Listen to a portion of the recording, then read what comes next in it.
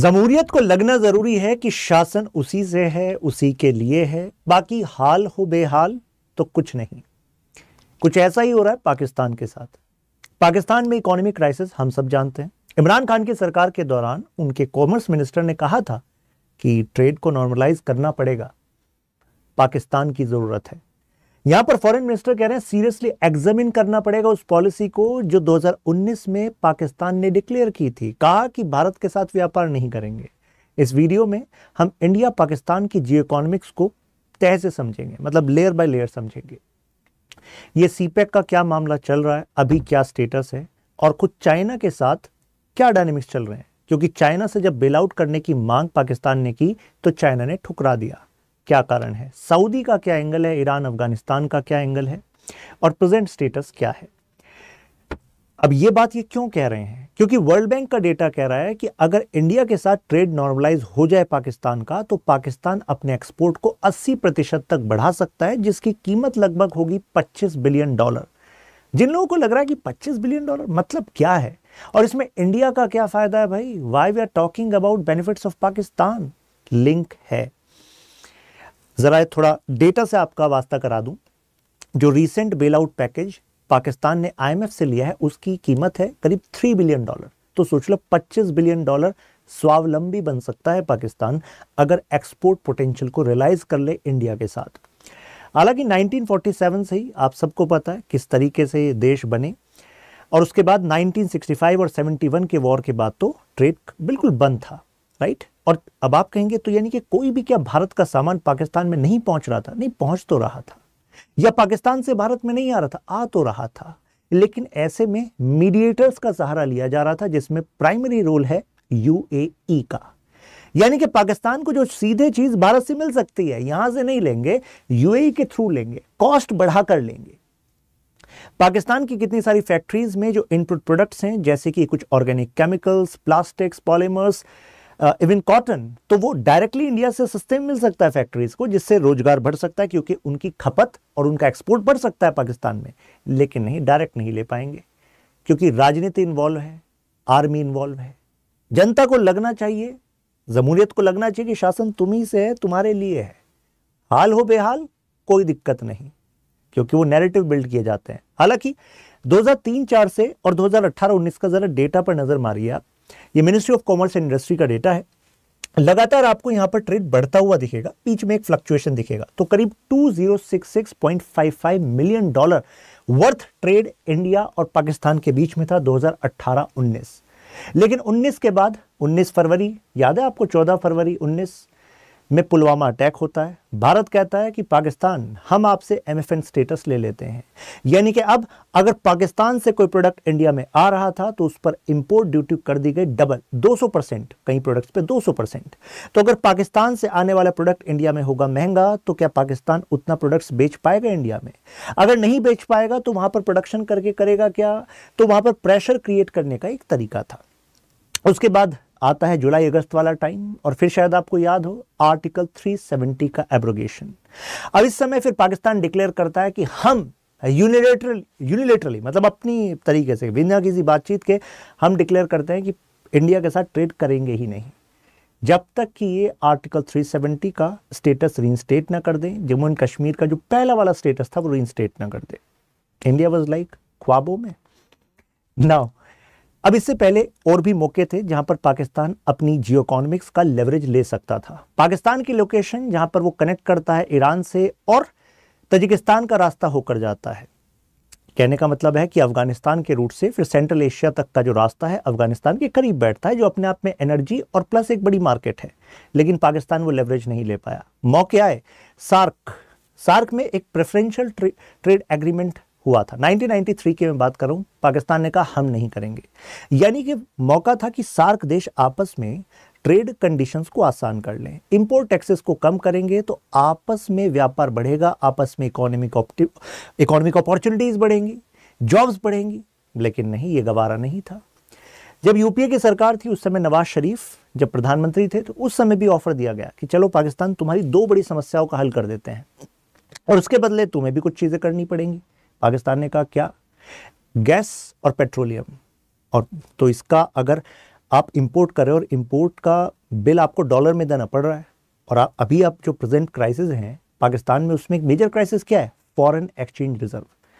पाकिस्तान का foreign exchange reserve इतना depleted है कि वो अपनी बेसिक नेसेसिटीज को खरीदने में नाकाम है, इसी वजह से वो बेल आउट करना पड़ रहा है आईएमएफ से।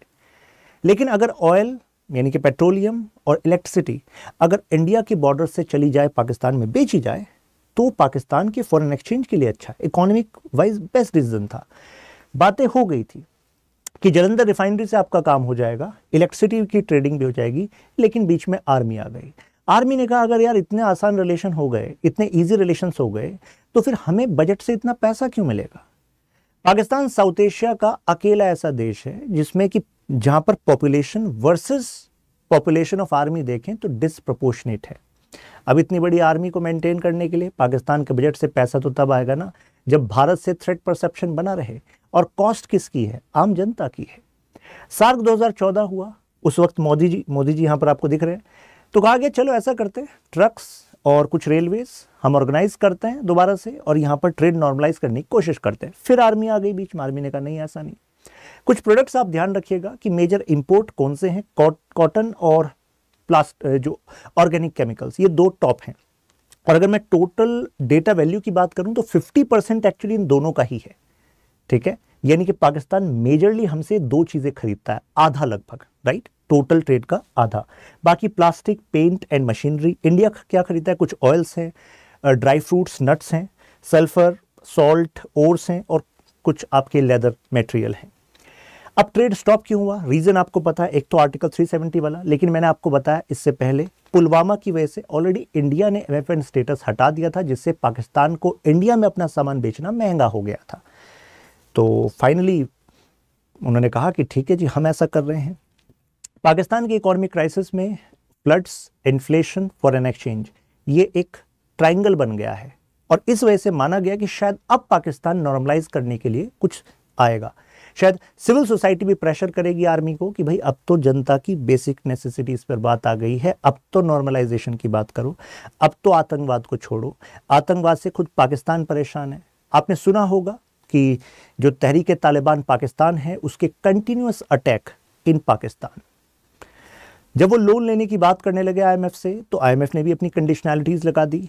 इस बीच उन्होंने सऊदी से भी हेल्प मांगी, चाइना से भी हेल्प मांगी, बट जो हेल्प चाह रहे थे वो मिला नहीं, चाइना ने तो मना ही कर दिया। ऑलरेडी अगर मैं आपको थोड़ा सा 10 साल पहले ले जाऊं, 2023 की बात है, तो 2013 की बात है, तो 2013 की बात है, उस समय पाकिस्तान वाज रिजॉइसिंग, लाइक कि अभी ये जो चाइना पाकिस्तान इकोनॉमिक कॉरिडोर बनेगा ना, ये रोड नहीं है केवल, यहाँ पर इलेक्ट्रिसिटी, आपका hydro power electricity, thermal power electricity, economic centres, मतलब काफी कुछ बनने वाला है। और ऐसे में पाकिस्तान थ्राइविंग इकोनॉमी हो जाएगी, प्लस ग्वादार पर अगर चाइना पाकिस्तान दोनों होंगे तो जियोपॉलिटिकली भी एक बड़ा स्टेचर पाकिस्तान को शायद मिल जाए, ऐसा सोचा जा रहा था। ये बेनिफिट्स ये सोच रहे थे। लेकिन कोई भी प्रोजेक्ट अगर चाइना इन्वेस्ट कर रहा है तो चाइना अपने लिए लेवरेज ज्यादा ले रहा है, और इसी वजह से यहां पर लॉसेस कंटिन्यूसली देखे गए। हाई इंटरेस्ट कैसे दोगे? पहले प्रोजेक्ट वायबल भी तो होना चाहिए, कहीं कुछ इंफ्रास्ट्रक्चर बन रहा है, उसके साथ वहां पर इकोनॉमिक एक्टिविटीज स्टार्ट भी तो होनी चाहिए। और इकोनॉमिक एक्टिविटीज कैसे होंगी? क्या आपने अपने आप को दुनिया में as a investment hub project किया? तो ये तो वाली बात हो गई कि हम यहां से एक यू कैन से रोड बना रहे हैं, और वैसे यहाँ पर दूर दूर तक कोई हैबिटेशन है नहीं, कोई यूज़ है नहीं, और बट हमें लग रहा है कि यहाँ से जो मिलियंस ऑफ डॉलर्स आ जाएंगे। अरे वहाँ पर फिर रोड बनाओ जनता की सहूलियत के लिए। Millions of dollars how can you expect from that area if you are not nurturing that area according to it? या तो भाई वहाँ पर अदर अपॉर्चुनिटीज लाओ, राइट? तो यहाँ पर क्रैश कंच एंड फाइनली प्रॉब्लम। पाकिस्तान को लगा कि अगर इतना बड़े प्रोजेक्ट्स आएंगे तो एम्प्लॉयमेंट तो मिलेगी, लेकिन चाइना ने कहा कि मेजर इंफ्रास्ट्रक्चर प्रोजेक्ट्स में 90% के आसपास जो वर्कफोर्स है वो चाइना की है, तो यानी कि वो वाला लेवरेज भी गया। चाइना ने कह दिया बेल आउट के लिए हमारी तरफ मत देखना। पाकिस्तान कॉल कर रहा है कि भाई अब तो बचा लो, फायदा तो तुम्हें ही है, तुम्हारा जिंगजेंग रीजन से तुम कनेक्ट कर रहे हो पाक ऑक्यूपाइड कश्मीर से होते हुए, तो तुम्हें लेवरेज है वहां, तुम पर South China Sea, East China Sea से प्रेशर बन रहा है, तो you want an out into Indian Ocean in this region जहां पर मेजर चॉक पॉइंट्स हैं, रेड सी, तो वो तो हम ही तुमको दे रहे हैं। बट चाइना इज लाइक कि नहीं, इतने बड़े मत बनो, इस डील में कंडीशन हम सेट करेंगे, और मना कर दिया। अब चाइना क्यों अनहैप्पी है, तो उसमें एक रीजन कहा जाता है सऊदी अरब, क्योंकि सऊदी अरब को इसने इनवाइट कर लिया पाकिस्तान ने कि आइए यार, ग्वादार पर आप भी आइए, अपनी रिफाइनरी बनाइए, प्लस बलूचिस्तान में कुछ गोल्ड रिजर्व्स हैं, तो सऊदी हम आपको उसका अधिकार देते हैं। एंड चाइना इज लाइक कि हम क्या ऐसे ही बैठे हैं यहाँ पर, हम इतना बड़ा रिस्क ले रहे हैं आपके साथ, हम $60 बिलियन से ज़्यादा का प्रोजेक्ट हम यहाँ पर इन्वेस्ट कर रहे हैं। इन्वेस्ट क्या मतलब, उधार दे रहे हैं, लेकिन आपको उधार भी ना मिलता, लेकिन हम दे रहे हैं, लगभग हाई रिस्क प्रोजेक्ट्स हैं, और आप जो है इनवाइट कर रहे हो सऊदी को, ये क्या चल रहा है भाई। तो ऐसे में क्राइसिस बीच में आने लग गए। उसके बाद सोने पर सुहागा वाली बात हो गई। जब ये महोदय आए तो इमरान खान ने कहा कि मुझे तो सीपेक पे डाउट है। इनकी सरकार ने कई सीपेक प्रोजेक्ट्स को रिव्यू में डाल दिया और कहा कि पाकिस्तान की इकोनॉमी के लिए नुकसानदायक है, और ऐसे में कई प्रोजेक्ट्स को हम हॉल्ट पर कर देंगे। तो अब जब हॉल्ट पे कर देंगे तो भाई चाइना और पाकिस्तान के जो अंदर के डायनेमिक्स हैं वो बिगड़ेंगे कि नहीं बिगड़ेंगे, बिल्कुल बिगड़ेंगे। अभी आगे जाता हूँ स्टोरी में, बता दूं आपको, यहाँ पर आपको एक पीडीएफ मिल जाएगी, शशांक त्यागी फॉर यू, इंस्टाग्राम टेलीग्राम पर सारे अपडेट्स आते रहते हैं। बार्गेनिंग पावर रिलेटेड इशू है। क्या मतलब है, चाइना ने कहा भाई निवेश अगर हम चाह रहे हैं तो हम सुरक्षा भी तो चाहेंगे इस एरिया में, और अगर आपके देश में इंस्टेबिलिटी हो रही है तो हमारा तो इन्वेस्टमेंट ही रिस्क पर है। तो पाकिस्तान तुम अपने जो फंडामेंटलिस्ट हैं उनको टैकल करो, और इन फंडामेंटलिस्ट को हार्बर करता रहा है पाकिस्तान। कई पाकिस्तान के छोटे छोटे पॉलिटिकल ग्रुप्स जो हैं वो मेन पार्टीज की प्रॉक्सीज रहे हैं to destabilise a particular area. तो जाहिर सी बात है, अब बोया पेड़ बबूल का तो आम कहाँ से खाए। फिर चाइना का मैसेज, चाइना ने कहा कि आप हम पर डिपेंडेंट हो, हम नहीं। तो चाइना ने एक और बात कही कि आपके यहाँ जो फंडामेंटलिस्ट हैं they may influence Uyghur issue in Xinjiang region. तो ऐसा नहीं होना चाहिए कि आपके जो पाक ऑक्यूपाइड कश्मीर में जो ये टेररिस्ट ग्रुप हैं जिनका आप इस्तेमाल करते हो, कहते हो स्ट्रेटेजिकली, लेकिन ये इस्लाम के नाम पर, रेडिकल इस्लाम के नाम पर इनको ना भड़काएं, क्योंकि उइघुर मुस्लिम का इशू। और आप देख रहे हैं कि कैसे मतलब एक हिपोक्रेसी है यहाँ पर पाकिस्तान के कई पॉलिटिकल बॉसेस की, जो इवन इस्लाम का भी इस्तेमाल करते हैं, क्योंकि यहाँ पर आप फिर सेलेक्टिवली आंख बंद करने की बात करते हैं जब उइघुर मुस्लिम्स पर एक्सप्लॉयटेशन होता है। लेकिन यहाँ पर उनका कहना है कि सिंस सेवरल ऑफ दीज जो टेररिस्ट ग्रुप्स हैं they are not in your control, that is why the situation में बी डाइसी। तो ये भी इशू है। फिर इनके नेबर के साथ, पाकिस्तान का ईरान के साथ जरा देख लीजिए। इसी साल आपने सुना होगा कि क्रॉस बॉर्डर स्ट्राइक चल रही है, ईरान पाकिस्तान में स्ट्राइक कर रहा है। क्यों? कहा कि पाकिस्तान में जो टेररिस्ट हैं वो ईरान के लिए खतरा है। फिर पता लगा पाकिस्तान ने ईरान पे के अंदर कुछ जगह पर स्ट्राइक किया। क्यों? कहा कि यहां पर ना बलूचिस्तान को सपोर्ट करने वाले कोई ग्रुप्स हैं। तो ये चल रहा है। अफगानिस्तान में तो लग रहा था कि यार ये तालिबान तो अपना ही है, लेकिन तालिबान का सपोर्ट कहा गया, ये जो आपका तहरीक तालिबान पाकिस्तान है वो पाकिस्तान को अनस्टेबल किया जा रहा है, और पाकिस्तान कह रहा है तालिबान से इनके साथ कुछ करो यार, आप इसको कंट्रोल करो। ये वहीं पर बैठकर ये सारे काम कर रहे हैं, एंड तालिबान वहां पर कई बार सेलेक्टिवली म्यूट हो जाता है। तो चाइना कह रहा है तुम्हारे यहाँ पर भी प्रॉब्लम है, यहाँ पर भी प्रॉब्लम है, अंदर भी प्रॉब्लम है। इतने प्रॉब्लम में भाई तुमने इतना बड़ा इन्वेस्टमेंट करा दिया, उधर सऊदी को बैठा दिया, तो ये तो तुम्हारी इकोनॉमी और पॉलिटिक्स सब कुछ ही क्राइसिस में चल रही है। इससे पहले नवाज शरीफ जी जब भी बने लीडर पाकिस्तान के, तो लगा कि शायद कुछ होप है, अगर दोनों के बीच में रिलेशन नॉर्मलाइज हो जाए तो शायद ये साउथ एशिया का मेजर जो इंटीग्रेशन का इशू है वो रिजॉल्व हो जाए। मैं इकोनॉमिक इंटीग्रेशन की बात कर रहा हूं, राइट। ट्रैक रिकॉर्ड देखिए, सबसे पहले जब 1990 के समय पर ये आए थे तो उस समय हमारे जो पीएम थे मिस्टर चंद्रशेखर, इनसे मुलाकात हुई, तब इन्होंने यही जेस्चर दिए। और वाजपेयी जी की तो फेमस है लाहौर यात्रा और बस के थ्रू, लेकिन फिर वही इंटरनल पॉलिटिक्स से वो सारे प्रयास धूमिल हो गए।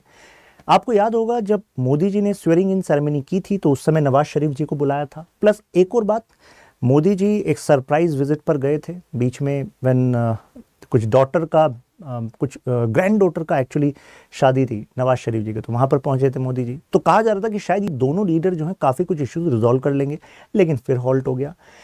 ये यूएन में गए नवाज शरीफ जी, वहाँ पर इन्होंने कहा कि न्यू पीस इनिशिएटिव लॉन्च कर रहे हैं हम, तो शायद इससे कुछ होप हो जाए, लेकिन कुछ ऐसा हो नहीं पाया। अभी ऐसा लग रहा है क्योंकि जो प्रेजेंट में गवर्नमेंट है वो नवाज शरीफ जी की ही पार्टी प्लस पीपीपी दोनों का कोएलिशन है, और नवाज शरीफ के जो भाई शहबाज शरीफ वो इस समय लीडर हैं। और यहाँ पर ये जो पार्टी है इसको ह्यूज बैकिंग है आपके कॉर्पोरेट लॉबीज की। तो इवन जो अर्बन क्लास में, इवन मिडिल क्लास भी कॉर्पोरेट है या कोई भी बिजनेसमैन है, तो आम जनता इकोनॉमिक रेजोल्यूशन चाहती है और बिजनेस क्लास समझती है समाधान क्या है।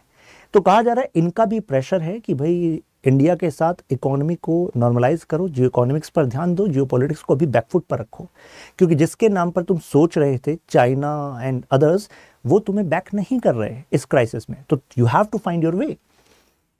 अब एक चैलेंज है, जो पीपीपी है उसके लीडर बिलावल भुट्टो, आपको शायद याद होगा G20 के दौरान गोवा में इनके क्या बयानबाजी आ रही थी, जिसका जवाब फिर डॉक्टर एस जयशंकर ने दिया था। तो ये काफ़ी हार्ड स्टांस रख रहे हैं। शायद पाकिस्तान की कुछ जनता को वही पॉपुलिस्ट तरीके से बहकाना भड़काना, उससे कुछ लेवरेज लेने की कोशिश कर रहे हैं हार्ड लाइनर्स के दिलों में, लेकिन ये नुकसानदायक हो सकता है इंडिया पाकिस्तान के रिलेशन में। अगर ये कोalition पार्टनर है तो कहाँ तक नवाज शरीफ और शहबाज शरीफ ये सोल्यूशन निकाल पाएंगे ट्रेड नॉर्मलाइजेशन का। मुद्दा है कि अब ये कह रहे थे कि भाई 370 को रीइंस्टेट करो, वो होने नहीं वाला, तो फिर यानी कि पाकिस्तान को इस कंडीशन को तो साइडलाइन करना ही पड़ेगा। प्लस डॉक्टर एस जयशंकर ने एक बात कही थी कि टेररिज्म एंड ट्रेड दोनों साथ साथ नहीं चलेंगे, तो उस पर इनकी क्या गारंटी है, क्योंकि पिछले 1 साल में जितने टेररिस्ट को हमारी फोर्सेज ने न्यूट्रलाइज किया है कश्मीर वैली में, उसमें से 90% पाकिस्तानी ओरिजिन के हैं। यानी कि इंडिया के जो ऑलरेडी जो कश्मीरी यूथ है, जो पहले वो बरगलाए जाते थे, लेकिन अब उनकी संख्या में भारी कमी आई है। तो जाहिर सी बात है ये कंडीशन तो मेट करनी पड़ेगी पाकिस्तान को, नहीं तो कैसे नॉर्मलाइज होगा। तो कंक्लूजन के तौर पर हम कह सकते हैं कि जो इकोनॉमी है वो एक ऐसा रास्ता है जो शायद कुछ हद तक रिबूट कर दे। यहाँ पर एक बड़ी इंटरेस्टिंग थियरी है, पीस मील थियरी। वो कहती है कि सबसे पहले लो हैंगिंग जो फ्रूट होता है रिलेशन का, उसको सॉल्व करो, और फिर स्टेप बाय स्टेप उसका जो स्पिल ओवर इफेक्ट होगा वो अदर एस्पेक्ट्स पर होगा जो भी डिस्प्यूट के हैं 2 देशों में। तो ये एक तरीका हो सकता है। एक और थियरी है, वो कहती है फंक्शनलिस्ट अप्रोच। कहते हैं कि इंडिया और पाकिस्तान में जो अदर सेक्टर के स्पेशलिस्ट्स हैं वो कोलैबोरेट करें। इंडिया को क्या लेवरेज मिल सकता है, पाकिस्तान किस एरिया में हमसे लेवरेज लेकर सोच सकता है कि चलो भाई अदर एरियाज में भी नॉर्मलाइज करते हैं चीज़ों को, तो उसका स्कोप ढूंढा जा सकता है। तो this is what it can be considered as a way forward. देखते हैं आगे क्या होता है। आप यहाँ पर मेरे साथ जुड़ सकते हैं, ये आपका डायरेक्ट QR कोड हो गया। ये क्वेश्चन हो गया, discuss the Jio economic dimension of India Pakistan relation. तो आई थिंक आपको काफ़ी कुछ क्लैरिटी मिल गई होगी इस वीडियो से। फिर मिलते हैं नेक्स्ट क्लास में। जय हिंद।